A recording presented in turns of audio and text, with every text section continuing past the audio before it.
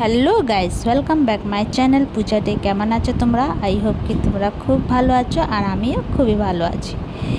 তো গতকালে আগে এই তরকারিটা বানিয়ে খেয়েছিলাম, এত টেস্টি হয়েছিল, তো ভাবলাম তোমাদেরকে একটু এই রেসিপিটা একটু দিই। তো একটা বাটির মধ্যে বেসন নিয়ে নিলাম, দিয়ে দেবো জিরে পাউডার, লঙ্কা পাউডার, হলুদ পাউডার, খাড়া জিরে, স্বাদ অনুসার নুন, আর একটুখানি তেল, আদা রসুন বাটা হাফ চামচ, ভালো করে দিয়ে হাত দিয়ে মিক্স করে নেব। ভালো করে মিক্স করে তো এটাকে একটু মানে যেমনি আটা সানো অমনি আটা টাইপের সানতে আছে। তো ওর আগে আমি দিয়ে দেবো এই যে দেখো, এই যে পালক তো কেটে ধুয়ে রেখেছিলাম।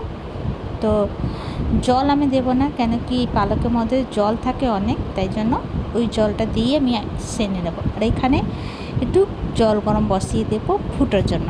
তো দেখো এই যে সানা হয়ে গেছে, এবার আমি এটাকে লম্বা লম্বা বানিয়ে নেব। তো এইভাবে বানিয়ে নেব সব। তো তাড়াতাড়ি বানিয়ে যেমনি বানাতে আছে অমনি গরম জলটা মধ্যে দিয়ে দিতেছে, কেন কি পালক জল ছাড়ে তো গিল্লা হয়ে যাবে বেশিক্ষণ রাখলে, তাই জন্য ফুটন্তি জলের মধ্যে দিয়ে দিতে আছে। ফুটিয়ে নেব। তো আজকে বানাবো পালক গট্টি কি সবজি। তো এই যে ফুটে গেছে, উপরে ভেসে উঠলে তো এটাকে তুলে নেব। তো এই যে এটা একটু ঠান্ডা হোক। তো একটা কড়াইয়ের মধ্যে তেল গরম বসিয়ে দিলাম, আর এই যে আলু একটু ফ্রাই করবো, এটা সিদ্ধ আলু হচ্ছে, একটু হলুদ নুন দিয়ে হালকা সে ফ্রাই করব।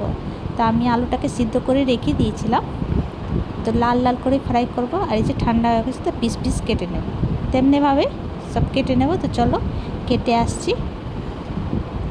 তো এই যে দেখো কেটে নিলাম। এই যে এখানে আলুটা ফ্রাই হয়ে গেছে, এবার তুলে নেব। ওই তেলের মধ্যেই আমি এই যে গট্টে ফ্রাই করব। তো লাল লাল করে ফ্রাই করে এই যে তুলে নেব। আবার কড়াইয়ের মধ্যে আমি সরষের তেলটা গরম করব, দিয়ে দেবো জিরে আর কালি জিরে, শুকনো লঙ্কা, আর একটা বড় সাইজের পেঁয়াজ কুচি করে কেটে নিয়েছিলাম।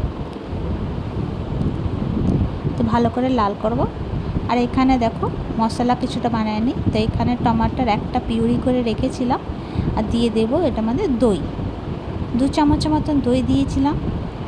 জিরে গুঁড়ো, ধনে গুঁড়ো, লঙ্কা গুঁড়ো, হলদি পাউডার, স্বাদ অনুসার নুন, আর একটা স্পেশাল মশলা, আর এটা হচ্ছে আদা রসুন বাটা দিয়ে ভালো করে মিক্স করে নেব। একটুখানি জল দিয়ে মিক্স করব। আর এখানে পেঁয়াজটা নাড়াচাড়া করতে থাকবো।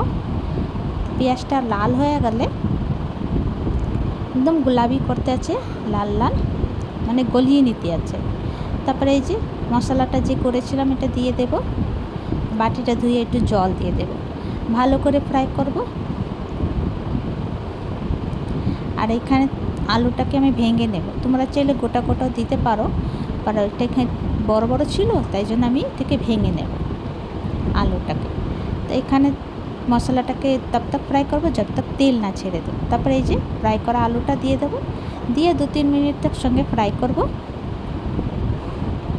তারপরে এই যে গট্টে পালক কি গট্টে দিয়ে দেব, দিয়ে এটা ফ্রাই হয়ে গেলে তারপরে জল দিয়ে দেব। তো এই যে দেখো জল দিয়ে দিয়েছিলাম। তারপর উপরে দিয়ে একটু গরম মশলা দেব, ভালো করে ফুটিয়ে নেব, তারপরে নামিয়ে নেব। তো এই যে পালক কি গট্টে কি সবজি। তো আমার এই রেসিপিটা তোমাদেরকে কেমন লাগলো? ভালো লাগলে প্লিজ লাইক শেয়ার কমেন্ট করো, সাবস্ক্রাইব করে দিও। আবার নতুন ভিডিওর সঙ্গে দেখা হবে। তো তোমরা সবাই ভালো থেকো, সুস্থ থেকো। এইভাবে একদিন বানিয়ে খেও, খুবই ভালো লাগে, রুটি বা ভাত সঙ্গে খুবই ভালো লাগে খেতে। তো ভিডিওটা এখানে শেষ করছি, তোমরা সবাই ভালো থেকো, বাই বাই, টেক কেয়ার।